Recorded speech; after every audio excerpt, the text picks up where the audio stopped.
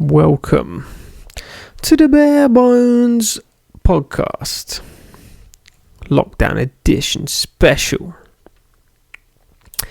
I'd say things must be getting a bit desperate for people if they're tuning into this, but here we go. We're back. Lockdown again, 2.0. We've done pretty well up till now. It's not too bad. It's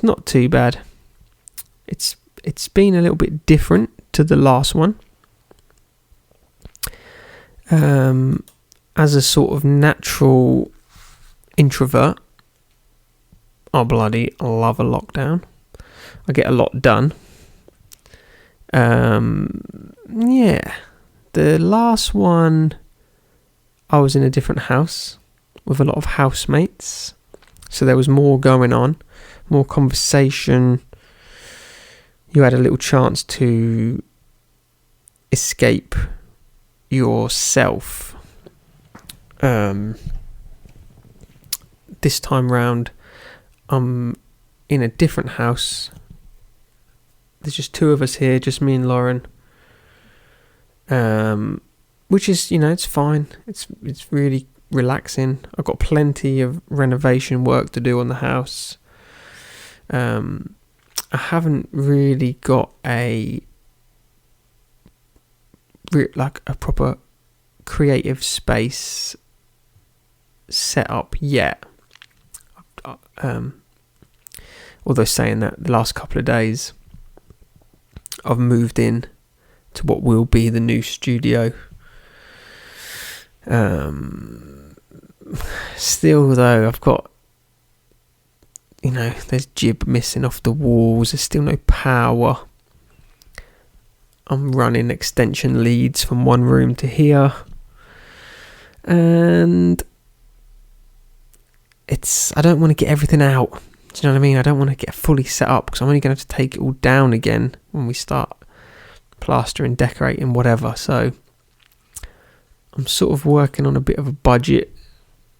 We are properly back to the bare bones. We ain't even got electricity at the moment in this room, so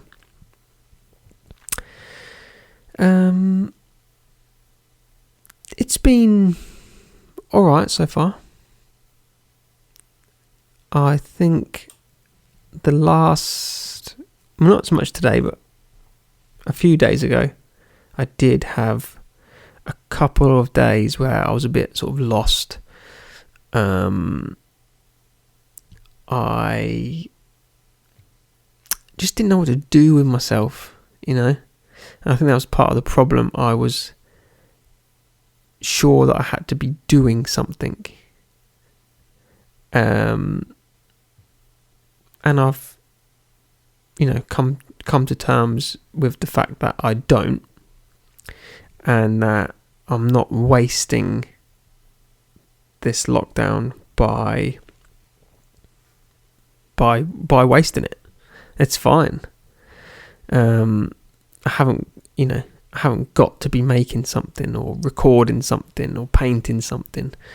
I haven't done any painting or drawing for about 6 weeks now, and this has been the opportunity for me to set back up and get a little bit into it. So I have sort of finished building my desk, got this computer half rigged up, and I was already sort of get back into it, and I've just got absolute creative block. I've driven down a creative cul-de-sac, if you will, but that's fine. I'm okay with that. I haven't got to be making stuff. It'll all happen when it happens. So I've had a bit of a lazy day. I did record this podcast a couple of days ago, but decided to delete it and redo it because when I listened back to it to edit, it felt like a bit disingenuous, like I'm trying to think of something to talk about that's funny and entertaining and all that, and it's like I could hear it in my own voice. It was too forced, I'm not about that. Yeah, man's out here keeping it real, family. You know what I'm saying? Bringing it to you, the realist. So that's fine. I've been a little bit lost for a couple of days, but I feel like I'm back now. Whenever I get into that sort of state, I can feel myself stopping looking after myself. Like, I don't want to shower. I don't want to eat. And that obviously makes you feel worse. I feel like with the shower, I know I'm going to just be in this little cubicle with my own brain. And I'm like, that is not what I want to do right now. And I put it off. And it got to like 2 days. And on the third day, I was like, right, what am I doing here? I need to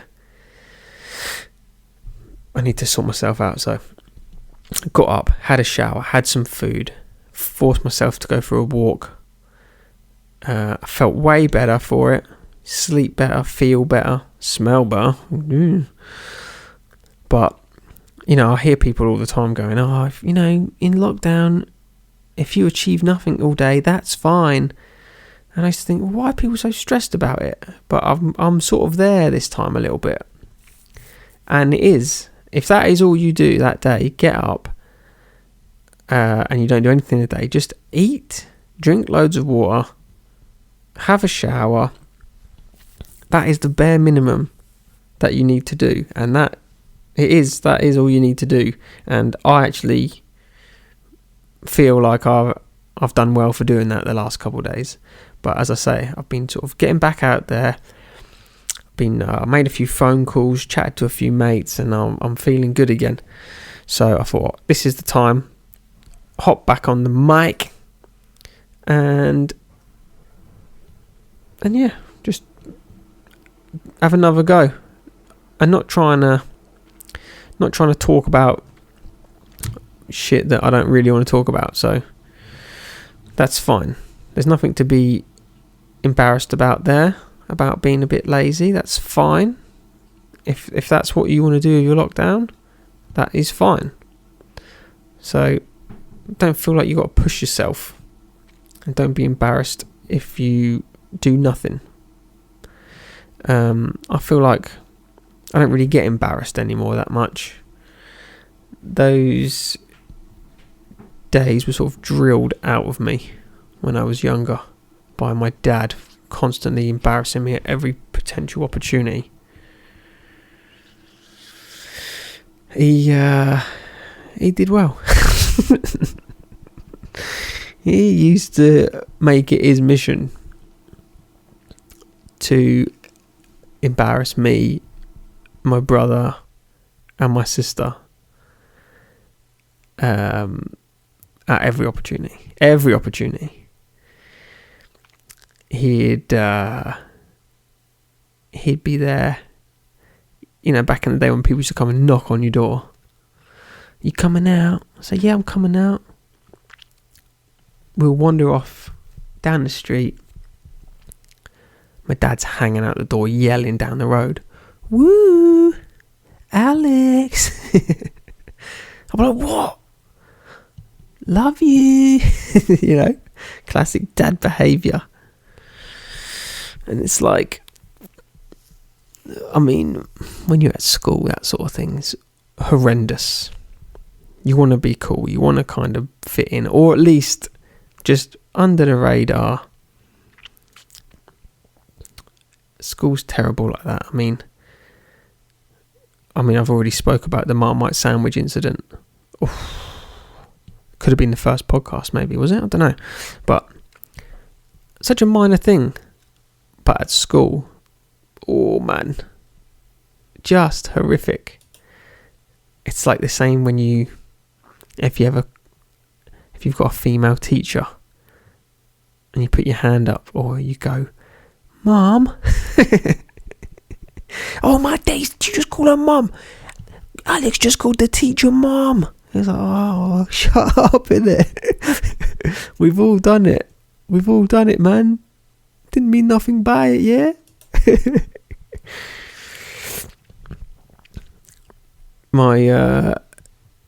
During my school years, my dad worked as a clown, like a circus clown. It's a job someone's got to do, and he decided he'd be the one to do it. Which when you're at high school, secondary school, it don't get much more embarrassing than that. Picking me up from school with a clown outfit on, whistling out the window. You know what I mean? Kids just going. As I got older and actually started to do a bit of that work myself, embraced the job actually, and most people think it's quite cool actually. It ended up being like quite a good conversation piece, but it's I think it's just one of them things parents do, and I'm sure if I have children of my own, I'll do the same.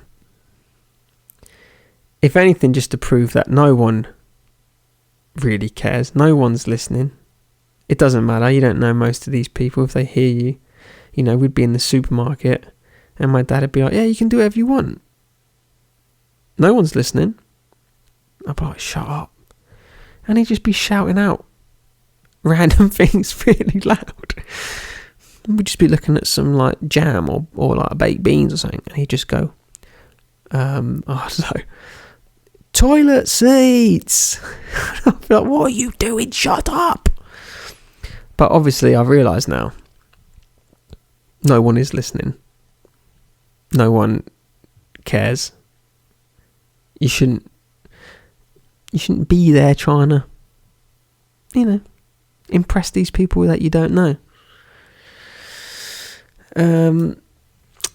So, I mean, school is a minefield when you're at that age.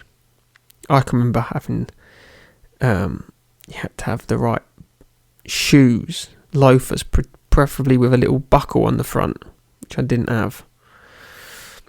The right bag. Everyone was going mad when I was at school, this Umbro bag or the Quicksilver bag. I got the Quicksilver bag in the end. Even like, remember them bags when they just come out with one strap that velcroed together at the front? You used to go and whip it off so it fell on the ground. I mean, I could never do the one strap. I used to have my Quicksilver bag, and initially the fashion was low as possible. The top of the bag would be at my waistline. It'd be banging me in my calves. And then later on, the fashion was the opposite, right up the top. So you could, run with it on, I suppose. But it was just like, our school, you weren't even allowed to have specific haircuts. You had to wear a full uniform. Girls weren't allowed to wear, makeup or... It was pretty strict dress code. So you had to find creative ways to sort of rebel against it without being too rebellious. But there was just like so much potential for embarrassing each other. People want to be the top boy or the top girl. So, bullying, making fun, all that sort of stuff. So, I look back now. I mean, I was sort of at the bottom. I was very short. I was easy target, big curly hair, oversized blazer, quiet, wouldn't really answer back. But, if I ever found someone who was a little smaller than me, I'd give them a little bit of grief too, maybe. Maybe not, can't say too much. But I mean, I look back in my old journals, and I mean, even a couple of years back from now, and I'm like, who is this loser? It's great that I can sort of see, oh yeah, I've evolved from there. I've grown.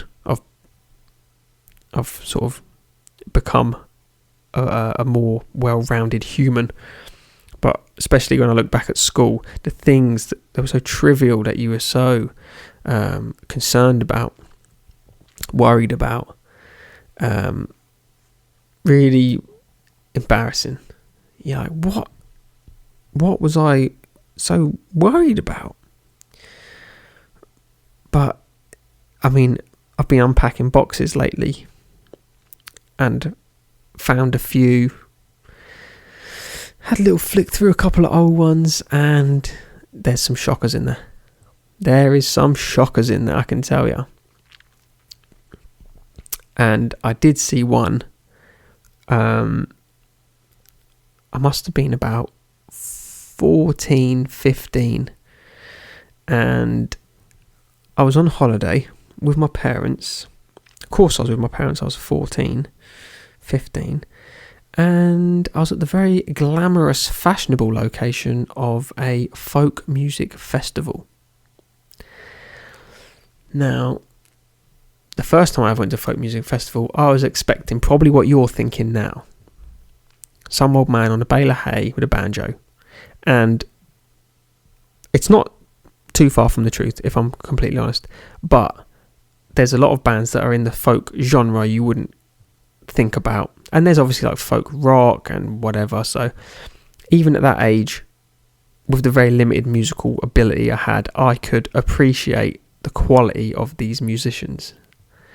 That's a little bit sort of by the by. I'm sort of waffling for no reason. But we used to go there every year. For probably 10 years, I'd say.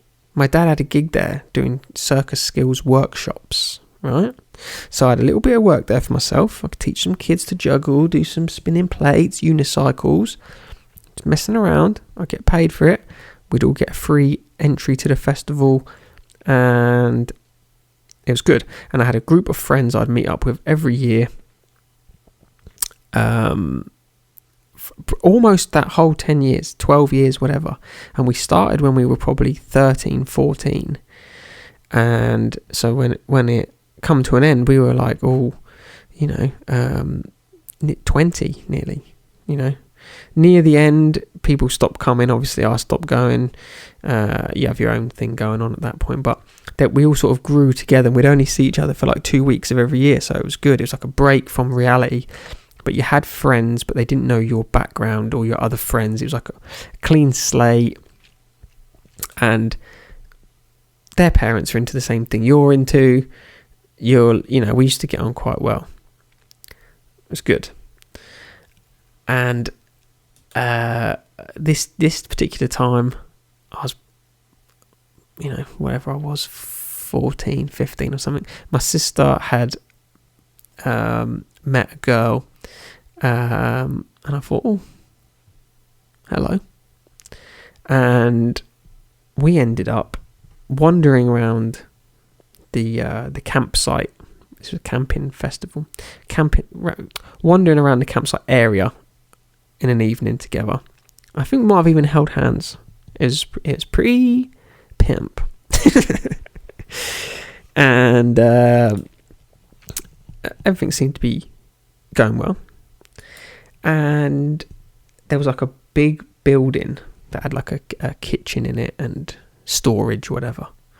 And we'd gone round the back on a little bench.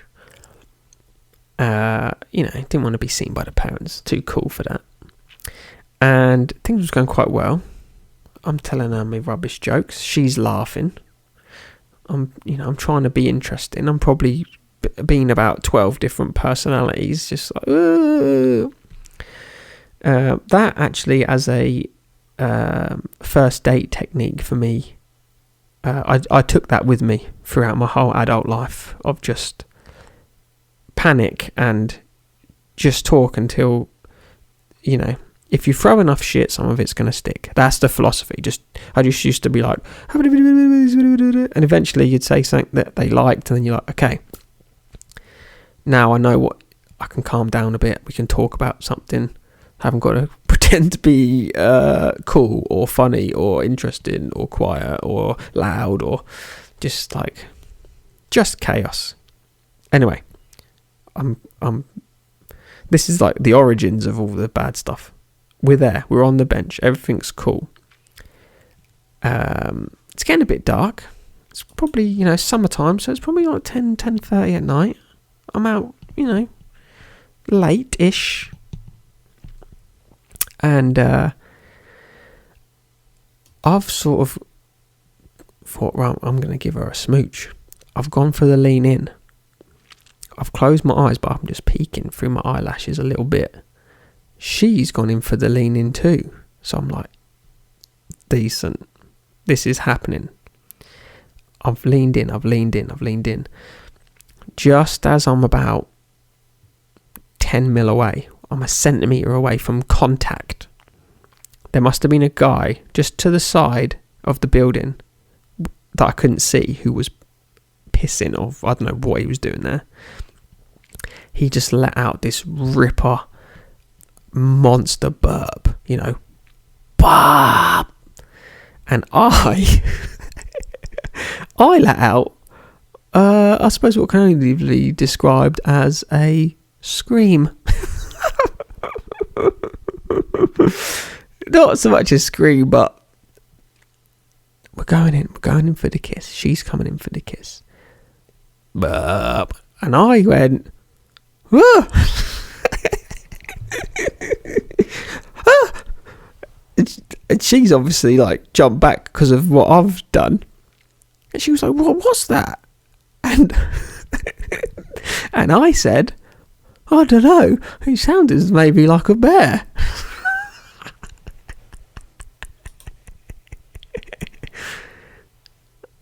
A bear? Why did I say a bear, man? There's not a single bear in the UK. Oh, man, I was just like, I think, safe to say that was the end of that. So close, man. But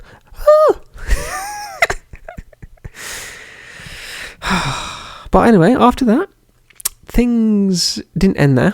We actually, over the next few years, into sort of late teens, become very good friends. Her family become quite good friends with my family. And they live down in Cornwall. So I turned 18. I'd been working for the circus part-time, saved up a bit of wonga, bought myself a flash little motor, Fiat Punto 1.2, leave it. I was like, right, I'm going to go Cornwall. I'm going to go check out what Nuki and all this madness is about. Went down there. My friend Bert came with me, and we had a great time. They had quite a big, they had a field with a horse on the back of the house. They lived a bit in the country, so we stayed there, had a tent in the garden. And she's sort of saying, is Alex, like he is at home, like he is when he's at the festival? He doesn't drink and blah, blah, blah. And he's like, yeah, that's just what he's like. Wingmanning me and that. And she brings up the thing. Remember that time we nearly kissed and then you thought there was a bear and you screamed? And I just went, nah. No, do not remember that one, actually. I mean, I've been thinking about it probably once a week since it happened 2 years, 3 years prior. More than that, probably 5 years prior. Nah. Yeah, you must do. We were around the back of the building. That guy burped. Oh, it's not springing to mind. Yeah, maybe, actually. Yeah, vaguely. Oh, why did I do that? Why didn't I just say, yeah? Yeah, I do, yeah. I remember I screamed like a woman. Oh. fact, this story goes even deeper, you know. About 2 years later than that, I wanted to go back down, hit the surf, whatever I wanted to do down there. No one wanted to come, no one could get time off, whatever. I went, my sister, she'd probably just turned like 18. So I was like, yeah, come on, let's go. So we went on a little brother-sister road trip. And same deal, sleep in the garden, whatever. We get there, knock on the door. No answer. So, okay. Must be out. Let's go for a little drive around, get some shopping, whatever. Come back. Knock on the door. No answer. Okay. Give her a call. She answered the phone like, hey, what's going on? How are you? I said, yeah, I'm great. Just got down here. Been to the shops and whatever. Just at your house. You're obviously not here. Just wondered when you'd be back. She was like, shit. I forgot. I totally forgot you were coming. I was like, oh, right.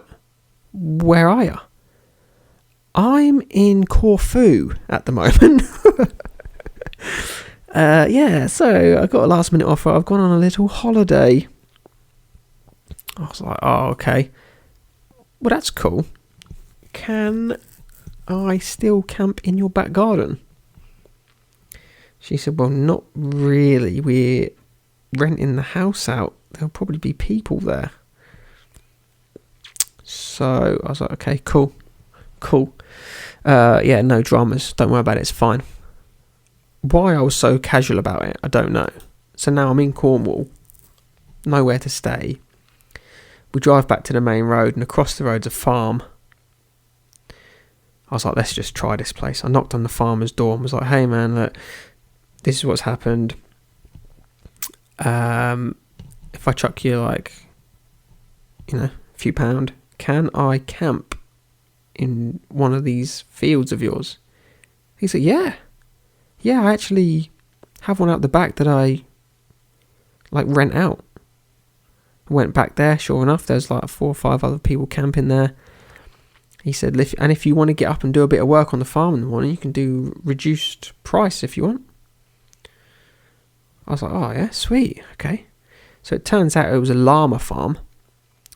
So I had to get up in the morning, go around, feed the llamas and help out for like an hour or something. We got the campsite for like £5 a night, so it was sweet. And then actually, we were, did whatever, went to bed, woke up in the morning, and old Farmer John, during the morning feeding sesh, he had been taking some sneaky photos, which I didn't see him take, and then he'd printed them out and just popped them under the tent, under like the flap. So I woke up in the morning, gone to put my shoes on, see a bit of paper. It's an A4 printout of me feeding a llama. I mean, that's a little bit weird to do without, without just telling everyone, hey, by the way, guys, probably gonna take some photos if that's okay. Oh, so yeah, if you're ever on a first date, guys, and you're gonna kiss a girl, just keep an eye out for bears, raccoons, any other wild animals, because it can cause problems. Over the years, me and Bert got ourselves into some horrendous situations. Yeah, we were both, for a start, we were both very much introvert, very quiet, loners. And I actually found Bert on MySpace, believe it or not. Did a bit of detective work. I used to go out on my own and do a bit of painting, a bit of graffiti, whatever sort of stuff I was doing back then. And I saw some other stuff start popping up around town. It was really good. And I was like, who's doing this around here other than me? And through MySpace, managed to track him down. It turned out it was actually a friend of mine's younger brother. So we ourselves said, hey man, look, I really like what you're doing. We should meet up. We could team up. We met up, we hung out, and that was it. Friendship was just there. We pretty much saw each other every day after that for the next however many years. Just used to hang out in his bedroom or my bedroom, play guitar, talk about music, draw, and just basically just slag off anyone who was on TV, or just anyone. Really enjoyed that. And it sort of just got to a point where we'd had enough of playing our favourite game, which was sit opposite each other, draw a picture of, like, I'd draw first a picture of him, but he obviously couldn't see it until it was finished. And when I showed him, he wasn't allowed to laugh. That was the thing. So there was some horrendous, violent or pornographic cartoons of each other over the years. But it got to a point where it was like, right, we really should start going out. Even if just so we could say we've been out. So we started going to into the nearest city. I used to drive. We'd go over there on a Saturday night, Friday night maybe, and we used to go to our regular places, namely a pub called the Cherry Tree, and we'd sit in there, a little table in the corner most of the time, but I'd have a couple of beersies, I'd have a couple of Coca-Colas, or maybe a J2O. Yeah, remember them? Have a little J2O, but you can only have like 2 J2Os, man. You feel like you've eaten a meal. They're way too heavy. Anyway, do that. Chat to each other. Slag everyone in the pub off. Like, oh, look at this mate who's coming here. Super tight Lyland Scott t-shirt on. And a scarf. It's like, bro, are you hot? Are you cold? And you know them ones you get the scarf and they're like, fold it in half, then wrap it round and tuck it through.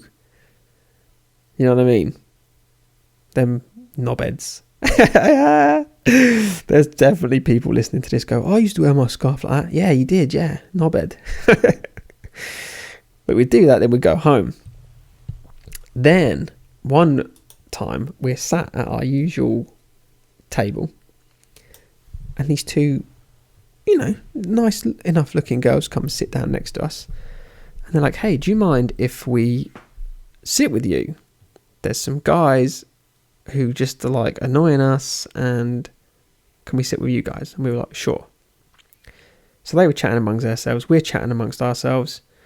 Eventually we're all chatting together, and they were like, hey, should we go somewhere else? You fancy it? And we were like, yeah, cool. What are you thinking? And they're like, yeah, let's go to a club. And I was like, oh, yeah, sweet. Love clubs. Yeah, big time. Yeah. Love clubbing. So they were like, cool. Well, where should we go then? Which is your favourite? All of them. I like all of them. All of them. Whatever. Doesn't matter to me. So we ended up going to a place called Chemistry, I think it was called at the time. And I vaguely remember them having like a metal detector on the door, because I think someone got stabbed in there a little while before. It was grotty in there, man. So I was like, nah, let's ditch this one. And we went to a place called Chill, which used to be called Churchill's, and they rebranded it as Chill. So we've gone to Chill, and we're chilling. We are chilling. I think I might have even actually had a bit of a dance. Like, oh, yeah, love dancing. Yeah. Absolutely. Oh, you can't get me off the dance floor. And after a couple more J2Os or a lemonade or something, the girls were like, you two are quite cool. Hey, we have just moved down.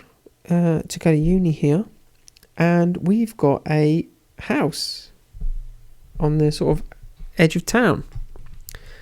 Do you guys want to come back and party there?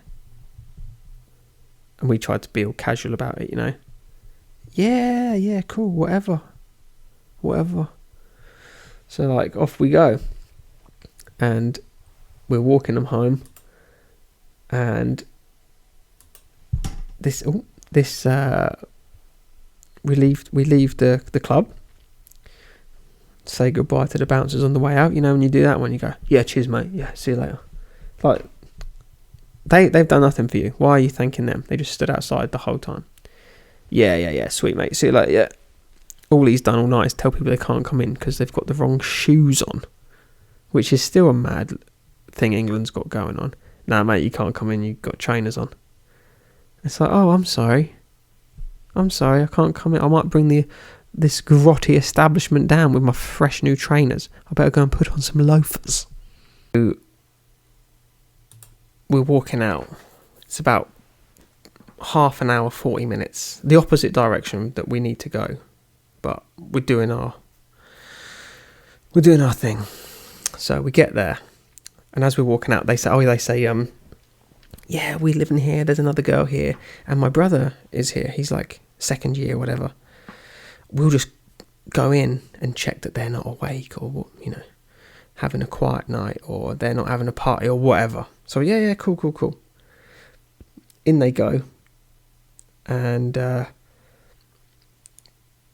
all cash. As soon as the door closes, we're like giving it the little high five. We're like, pimp, this is pimp.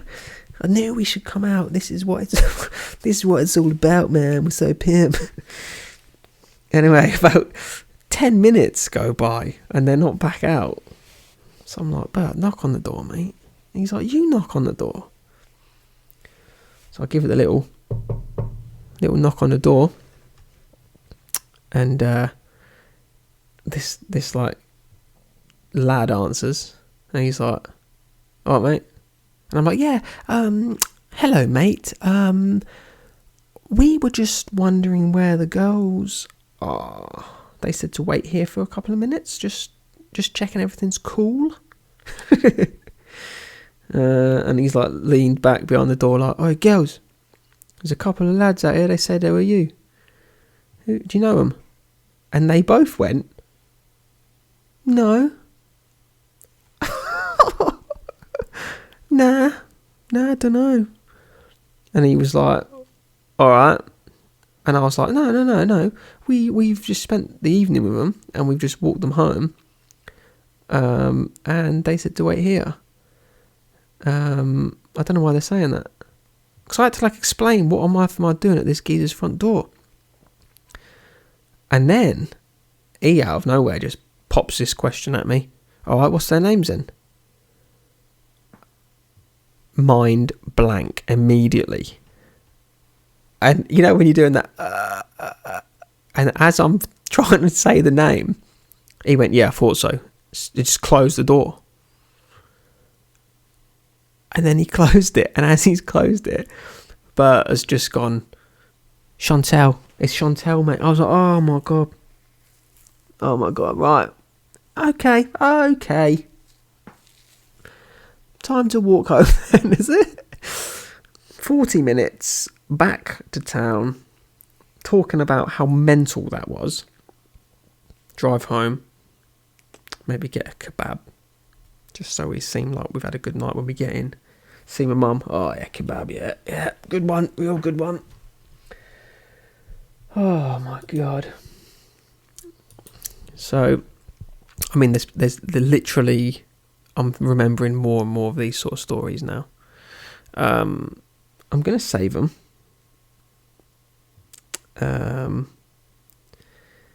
Maybe I'll tell a few more next time. I don't know. They're a bit too much. It is nice, I tell you, it's nice to be in a point in my life where I don't have to do that sort of thing anymore. But maybe let me know if you like it. I've definitely got a few more bangers. But in fact, I saw a video on YouTube the other day as I'm just spending my life scrolling, and it was like celebrities reading out mean comments people had left for them. I'm sure you've all seen similar things.